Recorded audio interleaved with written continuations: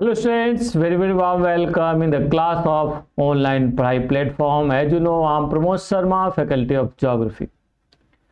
I hope आप सभी लोग बहुत अच्छे होंगे और आज की क्लास को हम लोग आगे बढ़ाते हैं।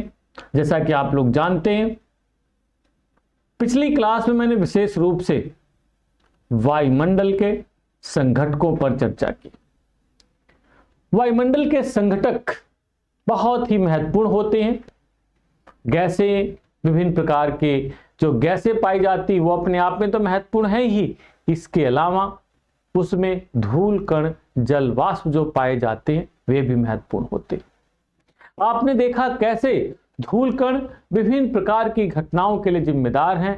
ये तापमान के नियंत्रक हैं, ये इंद्रधनुष बनाते हैं, ये वर्षा कराते हैं विभिन्न प्रकार से। इसी तरह से जलवाष्प जो होते हैं ये तापमान को रेगुलेट करते हैं। वायुमंडल के तापमान को मेंटेन करने में इनकी भूमिका होती है। तो वहीं साथ साथ आप देखेंगे यही संघनित होकर पृथ्वी पर वर्षा कराते हैं। ये मैंने चर्चा किया था। इसी क्रम में आज का एक टॉपिक जो है बहुत महत्वपूर्ण है और वो है वायुमंडल की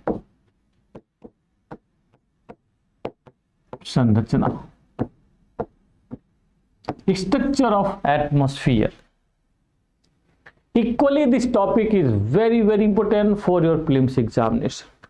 आरएएस और पीएसआई के एग्जामिनेशन में प्रायः यहां से प्रश्न पूछे जाते रहे हैं, विभिन्न रूपों में, डायरेक्टली इनडायरेक्टली। जब इन चीजों को समझेंगे बच्चों तो बहुत सारी घटनाओं को, बहुत सारी फिनोमेना को आप आसानी से समझ पाएंगे। चलिए शुरू करते हैं।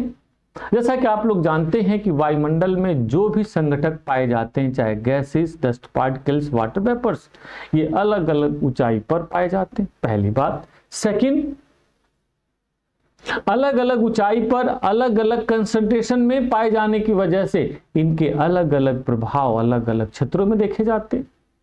यानी कि कहने को तो हमारा वायुमंडल एक मोटी परत है, परंतु इस मोटी परत में संघटक अलग अलग ऊंचाई पर मिल रहे हैं।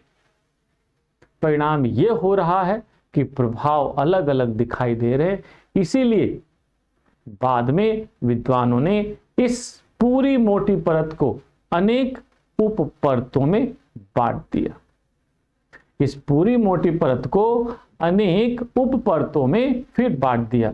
तो वही अध्ययन हम लोग वायुमंडल की संरचना में करते हैं। जैसे हम लोग सिंपल वे में देख लें कि मान लो ये हमारी पृथ्वी है और इस पृथ्वी के चारों ओर एक मोटी परत के रूप में ये देखिए हमारा वायुमंडल फैला हुआ। क्या एग्जैक्टली यही है?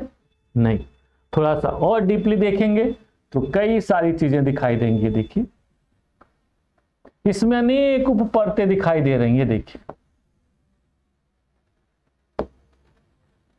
अनेक उप परतें दिख रही हैं। यस, यानी कि इसको मान लेते हैं हम लोग पृथ्वी, तो वायुमंडल में अनेक परतें हैं। और जब नाम लिखते हैं तो जरा नाम देख लीजिए भाई कौन कौन सी हैं। जैसे ये आपका क्षोभ मंडल,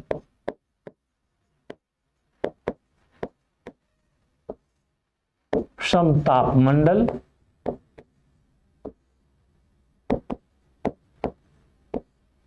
मध्य मंडल,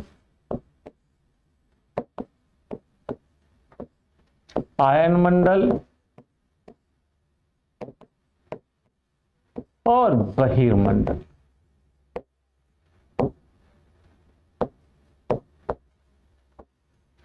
यानी कि कह सकते हैं ट्रोपोस्फियर,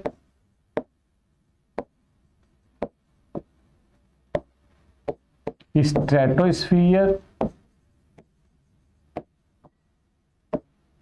मेसोस्फियर, आयनोस्फियर और फिर एक्सोस्फियर।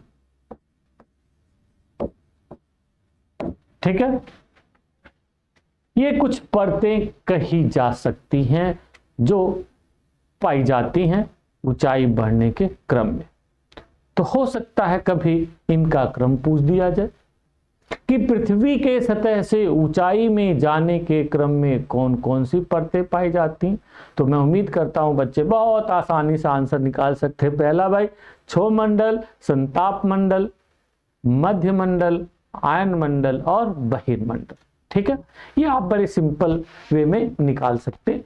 तो इस तरह से आप लोग कह सकते हैं कि 5 परतों में, 5 संकेंद्रीय परतों में, ध्यान रखना बच्चों, 5 संकेंद्रीय परतों में हमारा वायुमंडल फैला हुआ है, यानी कि 5 concentric layers are in our atmosphere, very in a very simple manner। क्या 5 concentric layer, याद रहेगा बच्चों, 5 संकेंद्रीय पेटी, इसलिए यानी कि गोल गोल सा बन रहा। परंतु जब माइनर स्टडी करते हैं बच्चों तो ध्यान रखना इसमें वेरिएशन आ जाता है, यानी कि माइनर स्टडी के क्रम में देखा यह जाता है कि परिस्थितियां कुछ यूं दिखाई देती है। देख लो आप लोग फटाफट,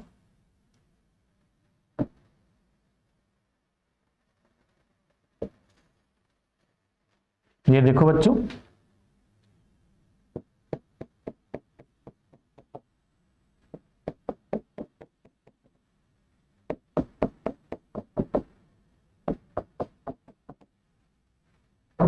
देखो भाई जल्दी से बनाते रहिए फटाफट। क्या हो गया ये? क्षोभ मंडल, समताप मंडल, मध्य मंडल,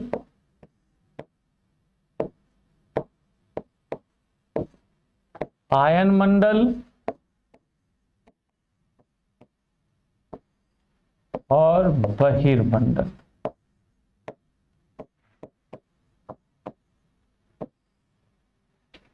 ठीक है बच्चों, ये मान लो हम देख रहे हैं यहां पे इक्वेटर से, मान लो ये हमारा इक्वेटर है और ये हमारा पोल है, यानी ये विषुवत रेखा है और ये ध्रुव है सपोज। तो यदि हम इसकी हाइट देखें या प्रत्येक लेयर की थिकनेस देखें तो कह सकते सपोज ये 0 है, तो ये हो गया 0 से 18 kilometre, 18 to 50 kilometre, 50 to 80 kilometre, 80 to 400 kilometre, है ना। कहीं कहीं हो सकता है 18 की बजाय 20 लिख गया हो किसी किसी बुक में, तो उसके लिए परेशान मत हो ना, वो चलता है। तो इस तरह से आप एक वर्टिकल सेक्शन देखोगे तो मान लो ये हमारी पृथ्वी है, तो इस पृथ्वी के ऊपर जाने के क्रम में परतों की उपस्थिति पाई जाती है। प्रत्येक परत की अपनी विशेषता है बच्चों, हम उन विशेषताओं को देखते हैं। जैसे क्षोभ मंडल के बारे में आप कह सकते हो ये वायुमंडल की सबसे निचली परत, याद रहेगी। क्या बोल सकते हो? नंबर 1 वायुमंडल की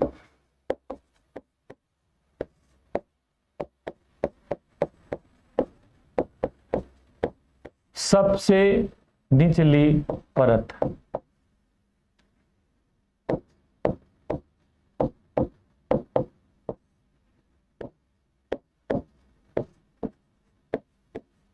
याद रहेगा, ये वायुमंडल की सबसे निचली परत है, ये यहां पे आप लोग विशेष रूप से ध्यान दीजिएगा।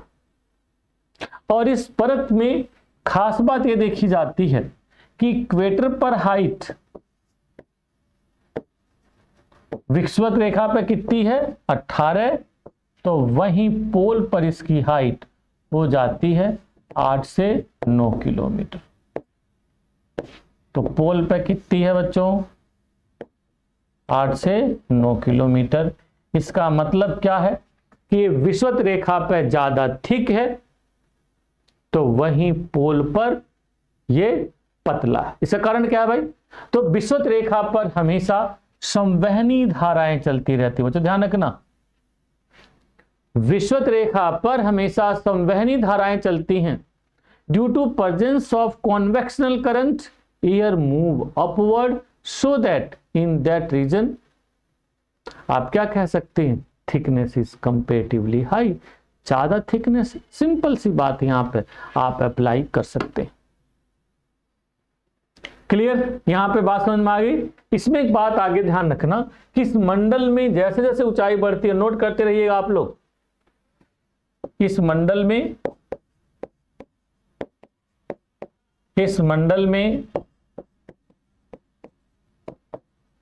ऊंचाई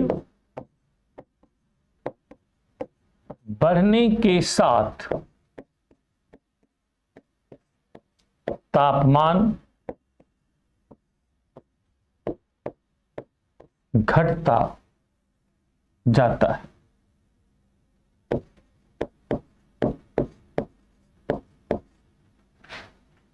ऊंचाई बढ़ने के साथ तापमान घटता जाता है कि इसकी सबसे बड़ी खूबसूरती है बच्चों, और यह एक निश्चित दर से घटता है।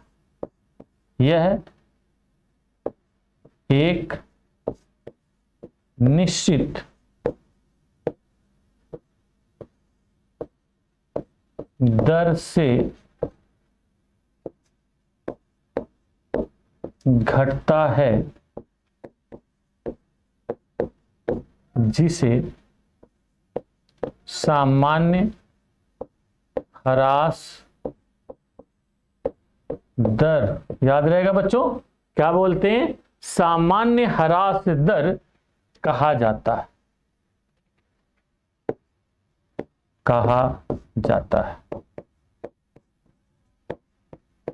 जो प्रत्येक 1000 मीटर पर 6.5 डिग्री सेल्सियस होता है। यानी कि 1000 हाइट पे आप चलोगे तो टेम्परेचर 6.5 डिग्री गिर जाएगा। जैसे मान लो ये कोई पहाड़ है, मान लो इसकी हाइट 1000 मीटर है, सपोज अरावली के एरिया में कभी आप लोग जाइएगा, घूमिएगा, सोचे कभी माउंट आबू ठंडा क्यों है बच्चों। आप देखोगे माउंट आबू को राजस्थान के मसूरी क्यों कहा जाता है, तो आपको समझ में आएगा। बहुत सिंपल सी बात है कि ऊंचाई बढ़ती है, तापमान घटता जाता है। माउंट आबू जहां पर गुरु शिखर है, जो अरावली का सबसे ऊंचा भाग है, जिसकी हाइट 1722 मीटर है, अब आप सोचिए टेम्परेचर घट जाएगा कि नहीं। यदि 1000 मीटर मान लो यहां पर सरफेस पर टेम्परेचर सपोज 30 डिग्री है, तो जरा सोचिए 1000 मीटर हाइट पे यहां पहाड़ी पे चढ़ोगे अरावली के, तो टेम्परेचर कितना हो जाएगा, बोले बच्चों 23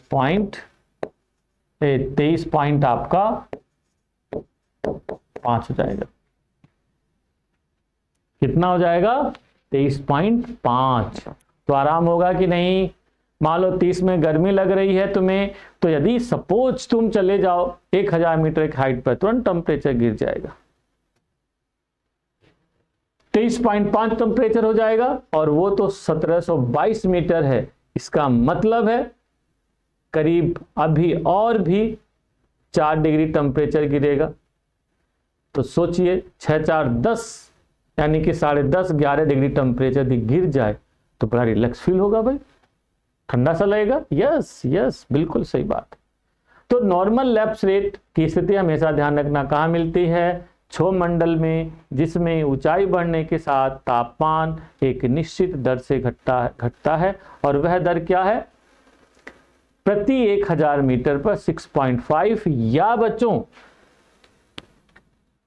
1 डिग्री सेल्सियस पर 165 मीटर। ये भी ध्यान रखना, ये भी दूसरा होता है। इसी को जब कन्वर्ट करोगे तो 1000 निकल आएगा। ये भी इकाई हो सकती है, पेपर में पूछ सकता है कि नॉर्मल लैप्स रेट कितना होता है, तो 6.5 पर 1000 मीटर या 1 डिग्री पर 165 मीटर। तो this is a normal lapse which found only and only in the troposphere.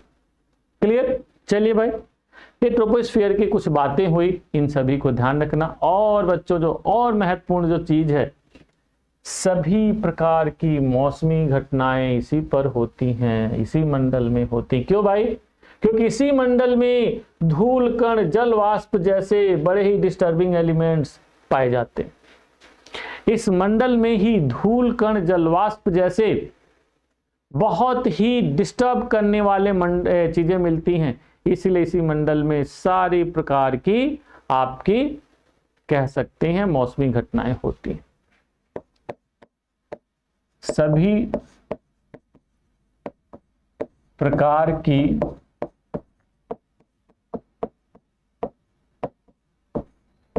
मौसमी घटनाएं इसी मंडल में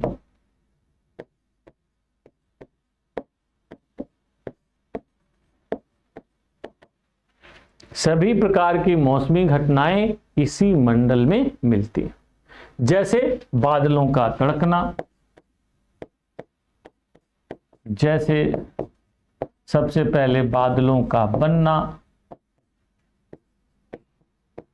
तड़कना उनका, गरजना, बिजली की तड़कन, वर्षा, तूफान, जो भी आप सोच सकते हो, चक्रवात, whatever, all the phenomena completed in the region of या in the sphere of tropo, ये सब भी यहीं पर घटित होती हैं। इस तरह से यहाँ पे ये सब बातें ध्यान रखिएगा। अब उसके आगे चलते हैं समताप मंडल। हाँ बच्चों, एक बात और, क्षोभ मंडल में चूंकि सभी प्रकार की मौसमी घटनाएं घटती हैं, इसीलिए इस मंडल को ध्यान रखना। एक और मंडल भी कहा जाता है मौसम मंडल भी। पूछ सकता है कि मौसम मंडल कौन सा है, तो कौन सा है आपका वेदरोस्फीयर,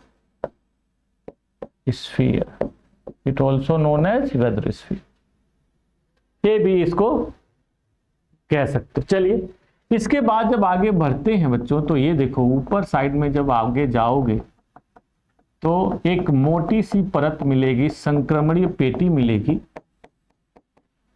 इसे ही कहा जाता है क्षोभ सीमा। क्या बोलते हैं बच्चों इस परत को? क्षोभ सीमा।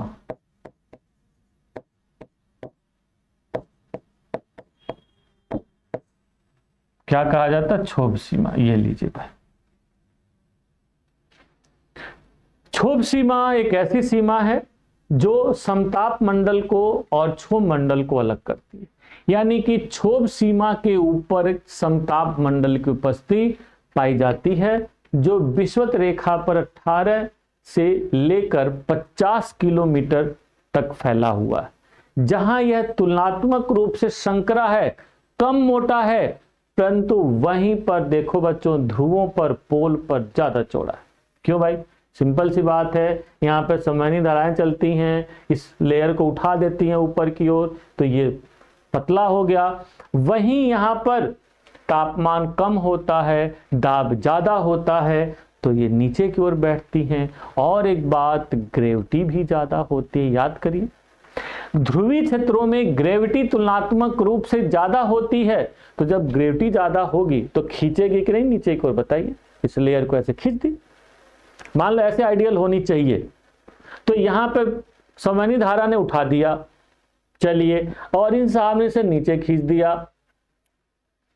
तो बताइए अब तो फिर क्या होगा? तो फिर नीचे हो जाएगा। इसलिए कितना था ये? 8 से 9 किलोमीटर तक थिकनेस पाई जाती है। इस मंडल में बच्चों एक विशेष गैस पाई जाती है, और वो क्या है? ओजोन। इस मंडल में ओजोन गैस पाई जाती है, इसीलिए इस मंडल को ओजोनोस्फीयर कहा जाता है। नोट कर लेना, ओजोन मंडल।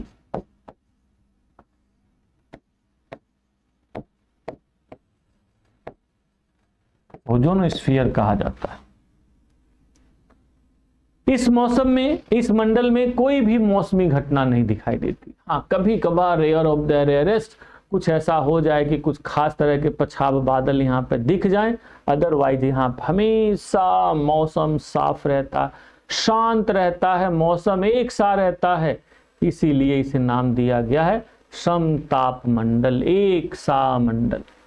क्लियर? हाँ, इसमें एक बात और होती है बच्चों, इसमें ऊंचाई बढ़ने के साथ तापमान बढ़ता है। ध्यान रखना, इसमें ऊंचाई बढ़ने के साथ तापमान बढ़ता है। ऊंचाई बढ़ने के साथ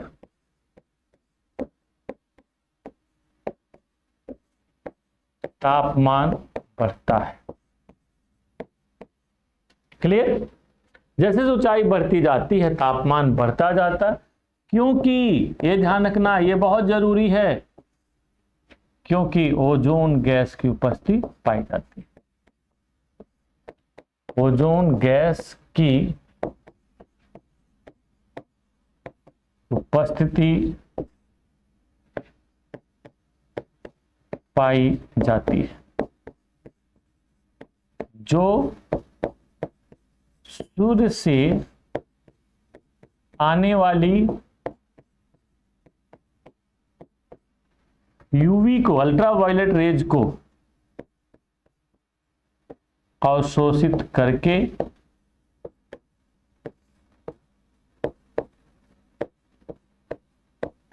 तापमान बढ़ा देती है। याद रहेगा बच्चों, अवशोषित करके तापमान को बढ़ा देती है। ये बात आप लोग सिंपल ध्यान रखिएगा। यानी कि पहले मंडल में ऊंचाई बढ़ने के साथ तापमान घटेगा, बट इस मंडल में ऊंचाई बढ़ने के साथ तापमान बढ़ेगा because of presence of ozone. So ozonosphere कहलाती है। और एक बड़ी खास बात यह होती है कि ये ओजोन गैस सूर्य से आने वाले अल्ट्रावायलेट किरणों का अवशोषित करती हैं, तो ये तापमान अपना ही नहीं बढ़ाती हैं, हमें कई तरह से बचाती हैं। भाई सबसे इंपॉर्टेंट बात ये है कि इससे हम बचे रहते हैं। जैसे रहा सोचो, मानो यहाँ पे यदि इस मंडल में रह रहा मच्छों मंडल में और सूर्य की अल्ट्रावायलेट किरणें भी इस पर पड़ जाएं तो सर पर ही पड़ेंगी सबसे पहले, यानी कि ज्यादातर समय में यही खुला रहता है भाग। तो बच्चों ये बड़ी घातक होती हैं, नुकसानदायक होती हैं। इनकी वजह से विभिन्न प्रकार के कैंसर हो सकते हैं, eyes cancer, ear cancer, throat cancer, hair cancer, skin cancer, बहुत सारे कैंसर। पर नो डाउट प्रकृति की देखो कितनी व्यवस्था है, प्रकृति कितनी सुरक्षा है कि वो किरणें वहीं पर ऊपर ही ऊपर अवशोषित हो जाती हैं। तो इस तरह से ओजोन मंडल के बारे में ध्यान रखना कि ओजोन मंडल हमें बचाता भी है, किससे? अल्ट्रावायलेट से। और बच्चों आधुनिक समय में एक बड़ा महत्वपूर्ण यहाँ पर डेवलपमेंट हुआ है। जो भी नागरिक उड्डयन होते यानी कि जहाज उड़ाई जाती हैं, बड़े बड़े सिविलियन प्लेन उड़ाए जाते हैं, वो सब कहाँ उड़ते हैं? बोलिए, सिविलियन प्लेन कहाँ उड़ाए जाते हैं? नागरिक उड्डयन जहाज।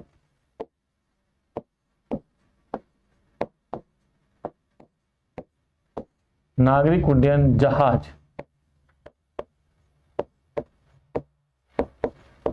यहीं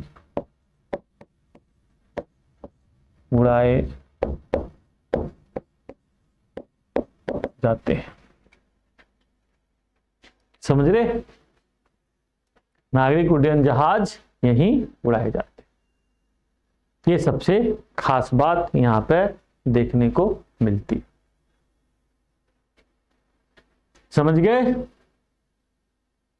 तो भाई इन सभी को आप लोग ध्यान दीजिए किसमें क्या क्या होता है। अल्ट्रावायलेट किरणों के अवशोषण की व्यवस्था होती है, क्यों? ओजोन होती है। और यहाँ पर हमेशा मौसम साफ रहता है, हवाएं नहीं चलती, एकदम स्टैटिक कंडीशन रहती, तो प्लेन एकदम शांति से उड़ता रहता। तो दो दृष्टि से इसका महत्व हो गया। चलिए उसके बाद बच्चों जब आगे बढ़ते हैं हम लोग तो ये देखेंगे कि ये जो क्षोभ मंडल है, इसके ऊपर जैसे क्षोभ सीमा थी ऐसी ही समताप मंडल के ऊपर भी यहां पर एक समताप सीमा है।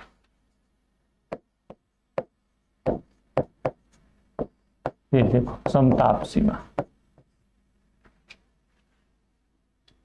के डायग्राम ही आप याद रखेंगे ना, इतने में सब याद हो जाएगा, आपको परेशान होने की जरूरत नहीं है।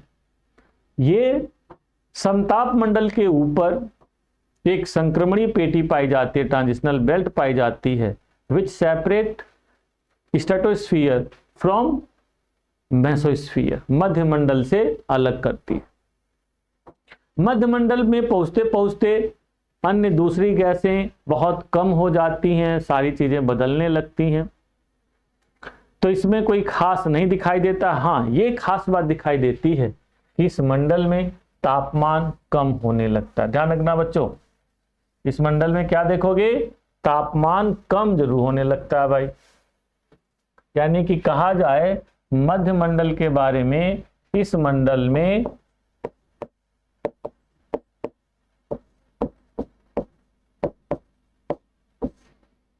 ऊंचाई बढ़ने के साथ तापमान धीरे धीरे बढ़ने लगता है। याद रहेगा, ऊंचाई बढ़ने के साथ तापमान धीरे धीरे बढ़ने लगता है। ये एक बड़ी अपनी खास बात है। यह मंडल उल्कापात से बचो, ध्यान रखना, यह मंडल उल्कापात यानी मेट्रोइड से, उल्कापात से हमें बचाता है। सुना होगा आप लोगों ने, हमें बचाता है। समझ रहे आप लोग? यानी कि इसमें बड़ी खास बात है बच्चों, जब ऊपर से उल्काएं आती हैं, जैसे आप लोगों ने कभी उल्का वगैरह सुना होगा, तो उल्काएं मंगल ग्रह और बृहस्पति ग्रह में पाए जाने वाले कुछ ऐसे इरेगुलर शेप्ड के बड़े बड़े बड़े बड़े खगोलीय पिंड होते हैं, पत्थर जैसे बहुत बड़े बड़े। तो कई बार वे उस ऑर्बिट में जो घूम रहे होते हैं, बीच में वहां से निकल के पृथ्वी की ओर चल देते हैं, चलते हैं भैया पृथ्वी ग्रह पर जहां मानव ग्रह रह रहा है, मिल के आते हैं और तेज गति से पृथ्वी की ओर आने लगते हैं। कल्पना करिए बच्चों, इतनी तेज गति से चलता हुआ पत्थर, एक पिंड हमारी पृथ्वी से टकरा जाए तो पृथ्वी नष्ट हो जाएगी भाई। पृथ्वी अपने एक्सिस पर जो घूम रही है डिस्टर्ब हो जाएगी, तुरंत हलचल हो जाएगी, भूकंप आ जाएगा। सुना भी होगा आप लोगों ने कि जुरासिक काल में जब उल्कापात बहुत अधिक हुआ तो डायनासोर जैसी जीवों की एक प्रजाति ही खत्म हो गई। यहां पर भी खतरा हो सकता। इस पर आप लोगों ने एक मूवी भी देखी होगी, नाम मुझे मूवी का याद नहीं आ रहा, जिसमें समुद्र में अचानक एक बहुत बड़ा उल्का गिरती है और उसके उल्का गिरने से समुद्र में ऊंची ऊंची लहरें आने लगती हैं, बहुत ऊंची ऊंची लहरें, और फिर वो लहरें तटी भागों में भारी तबाही मचाती हैं, भारी तबाही मचाती हैं। तो यानी कि सिंपल ये कह सकते हो, यह मंडल हमें उल्का से बचाता है। यानी कि उल्का जो ऊपर से आ रही होती है, जो इसमें आती हैं जलकर नष्ट हो जाती है। आप लोगों ने इसको बड़े आराम से देखा भी होगा, ऐसा नहीं कि कोई खास। जैसे रात में कभी आप सो जाइए, रात में छत पर सो रहे हो तो आप देखोगे ऊपर से अचानक लगता है कुछ जलता हुआ आ रहा है बहुत तेजी से। कई मूवीज में भी आप लोगों ने देखा होगा, जैसे क्या वो कौन सी मूवी, शाहरुख खान और रानी मुखर्जी और प्रीति जिंटा की, कभी कभी कुछ होता है, कुछ कुछ होता है, हाँ कुछ कुछ होता है, कि भाई इसको देखने से ना हमारी विशेष पूरी होती है। तो कई जगहों पर बच्चों, कई एरिया में, ग्रामीण क्षेत्रों में ये माना जाता है कि किसी गांव में भी बहुत ज़्यादा उल्कापात दिखाई दे रहे हैं तो इसका मतलब है किसी ना किसी का विकेट गिरने वाला है, यानी कि मानव क्षति हो सकती है दूसरे तरह से। चलिए खैर, वो अपनी अपनी आस्था, अपनी अपनी विश्वास है, उस पर कुछ कहना ठीक नहीं है। तो यहाँ सिंपल ये कह सकते हैं कि भाई ये हमें जो मेट्रोइड्स का आक्रमण होता है उससे हमें बचाता है। इस पर बनी हुई एक मूवी भी हॉलीवुड की आप लोगों ने देखी होगी यदि, आर्मागेडोन, एक बड़ी प्यारी मूवी है आर्मागेडोन, कभी टाइम मिला देखना, जिसमें यही सब एज्यूम किया गया है कि एक बहुत बड़ी उल्का आ रही है और यदि ये गिर गई तो पृथ्वी नष्ट हो जाएगी। तो नासा के बहुत सारे विद्वान मिलके ये कोशिश कर रहे हैं कि कैसे उसको समाप्त किया जाए। तो ये हो रहा है कि भाई उस पर मिसाइल का अटैक किया जाए, मिसाइल से अटैक करके उसके उस रास्ते में तोड़ दिया जाए। तो बहुत सारे विद्वान कहते हैं अरे यार मिसाइल अटैक तो उस पर वो स्थिति हो जाएगी जैसे किसी पर फूल मारना हुआ, क्योंकि इतने बड़े आकार की है वो कि मिसाइल का मतलब है उस पर फूल मारना हुआ। तो फिर क्या किया जाए? तो कुछ विद्वान कहते हैं इतनी बड़ी मिसाइल को एक ही तरह से तोड़ा जा सकता है, वो है एटॉमिक मिसाइल। बहुत बड़ी एक एटॉमिक मिसाइल उस पर छोड़ी जाए तो वो आकाश में उसको जला के नष्ट कर दे। परंतु दूसरे विद्वान कहते इसका मतलब समझ रहे हो क्या है? यदि यह उल्का नष्ट हो तो जाएगी, परंतु जब ये मिसाइल एटॉमिक मिसाइल के कचरे, रेडिएटेड मटेरियल्स, पार्टिकल्स आकाश में से पृथ्वी पर गिरेंगे तब क्या होगा? कितना प्रदूषण फैलेगा, वो क्या होगा? तो ये सब उसमें बहस चल रही है, बातें हो रही हैं। चलिए खैर, तो इस तरह से इसको ध्यान रखते हैं। देन आता है आयनमंडल। यह हमारे वायुमंडल का बच्चों बहुत ही महत्वपूर्ण मंडल कहा जा सकता, आयनमंडल। और यह पाया जाता है मध्य सीमा के ऊपर। ये देखो,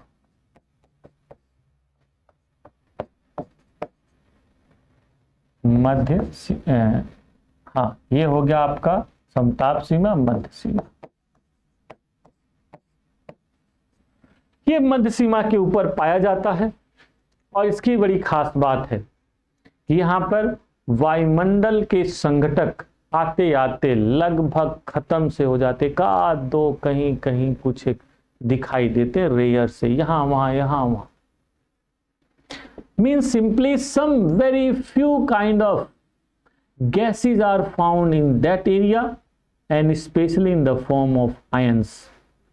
आप लोग जानते होंगे किसी भी वस्तु की तीन अवस्थाएं हो सकती हैं, ठोस, द्रव्य और गैस। उसी में से एक चौथी अवस्था स्पेशल बनती है, वह आयंस की बनती है।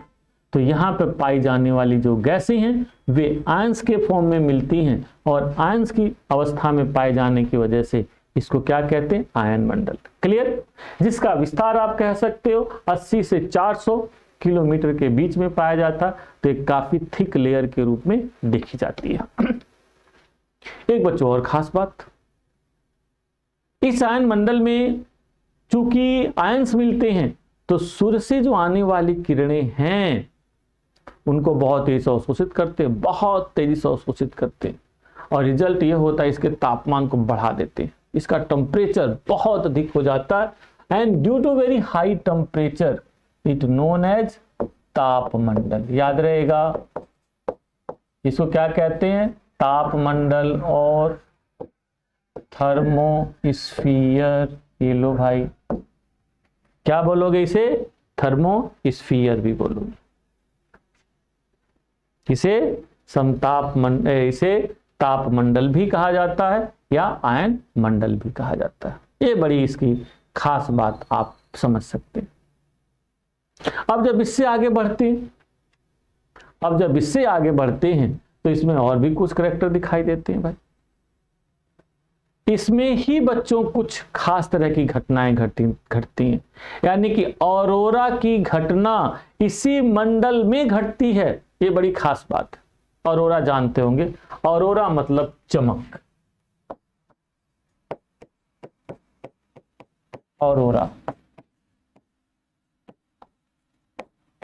ऑरोरा की घटना इसी में होती है, यानी कि रात में इस एरिया में जाएंगे तो आप देखेंगे ध्रुवों पर, जब आप कभी ध्रुवों पर जाइए तो ध्रुवों में देखेंगे रात में अचानक बहुत तेजी से लाइट चमकती है, दोनों पोल पर बहुत तेजी से, एकदम इतनी तेज लाइट चमकती है बच्चों कि एकदम लगता है जैसे दिन सा हो गया। लगभग 1-2 मिनट के लिए, वो डिपेंड करता है कभी कभी 2-4-10 सेकंड के लिए, कभी 2-4 मिनट के लिए अचानक एकदम उजाला, फिर अंधेरा छा जाएगा।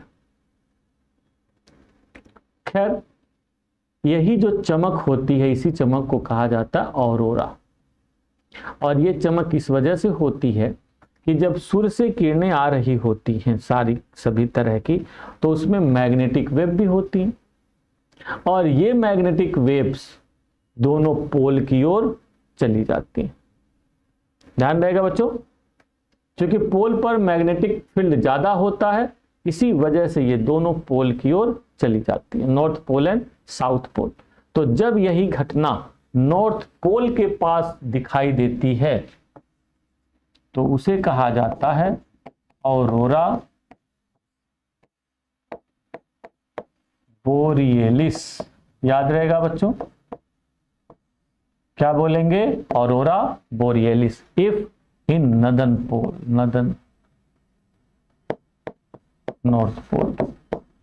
और जब यही घटना साउथ पोल के पास होती है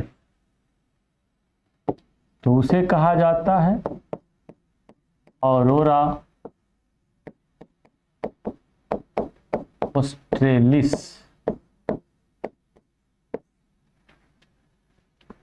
क्या कहा जाता है? Aurora australis. ये घटनाएं दोनों घटित होती हैं इसी मंडल में, ये भी कई बार पूछा जाता है। ठीक है बच्चों, तो इस तरह से इसको आप लोग ध्यान रख सकते हैं भाई, इस तरह से इसको ध्यान रख सकते हैं। And this is a very important topic. समझ गए आप लोग? इस तरह से आप कह सकते हैं यह एक इंपॉर्टेंट टॉपिक बन जाता है। तो इस मंडल में तो भाई बड़ी सारी घटनाएं घटती हैं। फिर यहीं पर मामला खत्म नहीं होता है, इस मंडल का एक और बड़ा महत्व है रेडियो संचार की दृष्टि से। यानी कि जो भी हम रेडियो वेव्स भेजते हैं पृथ्वी के सतह से, वो आयन मंडल में जाती हैं और आयन मंडल से वापस आ जाती हैं, जिसका परिणाम क्या होता है? हम लोग गाने कहीं पर भी सुन सकते हैं। यानी देखो, रेडियो से हम लोग जो बोलते थे, सिंपल सा सोचो बच्चों, जैसे मैं इस समय बोल रहा हूं तो आवाज बोलने पर गायब हो जा रही है वातावरण में, और एक बार जो बोल दिया दोबारा, अब वो वातावरण से नहीं आ सकती। जानते ही होंगे आप लोग, कहा जाता है। परंतु यदि कल्पना करिए कि इस आवाज को हम लोग रेडियो वेव में कन्वर्ट कर दें और रेडियो वेव में कन्वर्ट करके भेज दें, तो जब हम भेज देंगे तो यहां पर जाएगी और जाने के बाद ये फिर पृथ्वी पर वापस आ जाएगी, फैल के वापस आ जाएगी। यानी कि सोचिए, दिल्ली में एक रेडियो स्टेशन होगा, मान लो दिल्ली की विविध भारती सेवा या जयपुर की या जोधपुर की विविध भारती सेवा, वो पूरे के पूरे एरिया में अपनी सर्विस देगी। यानी जितने भी रेडियो खुले हुए होंगे वे सभी चलने शुरू हो जाएंगे। तो इसलिए कहा जाता है इसका रेडियो संचार की दृष्टि से बहुत अधिक महत्व होता है, इसलिए इस पॉइंट को भी ध्यान रखिए। तो काफी महत्वपूर्ण है भाई। देन आफ्टर लास्ट आता है बहिर्मंडल। भाई बहिर्मंडल बच्चों 400 से ऊपर कहां तक है कह पाना मुश्किल है। कुछ विद्वान कहते हैं ये 10,000 किलोमीटर ऊपर फैला हुआ है, कुछ विद्वान कहते हैं ना भैया हो सकता है 60,000 किलोमीटर तक फैला हुआ है। कहां तक है अभी बहुत ज्यादा हमें जानकारी नहीं, बहुत ज्यादा जानकारी नहीं है, ये बात इस समय ध्यान रखिए।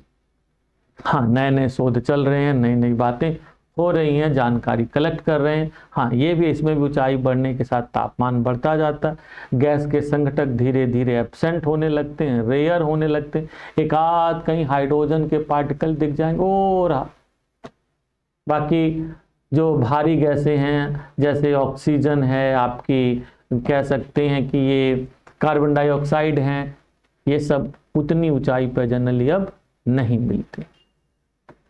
तो इस तरह से एक अपना विशेष कंडीशन लिए हुए बहिर्मंडल बाहर की ओर। इस मंडल का मानव की दृष्टि से विशेष महत्व क्या भाई को, तो ये है कि मानव इसी मंडल में अपना सैटेलाइट्स लगाता है। ये देखो बच्चों, क्या करता है मानव? अपनी सैटेलाइट्स लगाता है। और आज की डेट में सैटेलाइट्स का बड़ा महत्व है। जरा सोचिए, सैटेलाइट्स ना हो तो हमारी टीवी चल पाएंगी क्या? हमारे रेडियो संचार, हमारे हवाई जहाज, हमारे रेल, पता नहीं क्या क्या सब ठप हो जाएगा। अनेक सिस्टम ठप हो जाएंगे बच्चों। तो इस स्वरूप में आप क्या कहोगे कि यह मंडल आपके लिए बहुत बहुत बहुत महत्वपूर्ण। यह मंडल जो है आपके लिए बहुत महत्वपूर्ण है इस स्वरूप में कि सारे उपग्रह इसी मंडल में लगाए जाते हैं। ठीक है, उपग्रह आप लोगों ने पढ़ा होगा साइंस टेक में, 2 प्रकार के होते हैं। कौन से? एक तो आपका जियो स्टेशनरी भूस्थैतिक, जो एकदम ऊपर रहता है, सबसे ऊपर 36,000 मीटर की हाइट पे, एंड पोलर। आज की डेट में ज्यादातर जियो स्टेशनरी लगाए जाते हैं और उन्हीं की वजह से आप देखोगे इस समय 24 आवर हमारे टीवी चैनल्स चलते रहते। तो कुल मिला के इस तरह से हमारे वायुमंडल की अलग अलग परतें हैं, अलग अलग परतों की अलग अलग विशेषताएं हैं, अलग अलग ऊंचाई पर ये परतें पाई जाती हैं, अलग अलग इनका महत्व, अलग अलग विशेषता। याद रहेगा? हाँ, इसमें एक ध्यान रखना, एक सिंपल सी बात कि ऊंचाई में जैसे जैसे परिवर्तन होता है, ताप की दशाओं में भी परिवर्तन होता, क्योंकि संघटकों की कंडीशन में भी परिवर्तन होता, अलग अलग संघटक मिलने लगते और इसीलिए कहीं पर ऊंचाई कम, कहीं पे ऊंचाई के साथ तापमान कम, कहीं पर ज्यादा। यानी कि वायुमंडल के सभी परतों में एक स्थिति नहीं। जैसे देखो यहाँ पे क्या है, यहाँ ऊंचाई के साथ तापमान घटेगा, यहाँ तापमान बढ़ेगा, यहाँ घटेगा, यहाँ बढ़ेगा, यहाँ पे बढ़ता जाएगा। यानी कि एक फार्मूला आप लोग याद कर सकते हैं, डी। व्हाट द मतलब डी? यहाँ पे डिक्रीज, इंक्रीज, डिक्रीज, इंक्रीज, यानी कि ये हो गया डी, ये हो गया आई, ये हो गया डी, ये हो गया आई, यानी decrease increase, decrease increase, decrease increase, ये ऑर्डर में मिलता है। ये फार्मूला आप लोग याद रख सकते हैं। तो इस तरह से lot of things I have discuss about in this video. आप लोग इसको थोड़ा सा याद करिए, मनन करिए, चिंतन करिए। मेरी बहुत सारी शुभकामनाएं आपके साथ हैं। अगली क्लास में मैं विशेष रूप से वायुमंडल के तापमान और वायुमंडल के दाब आदि का डिस्कस करूंगा, which are very very important for your paper. तो टिल देन, बाय बाय।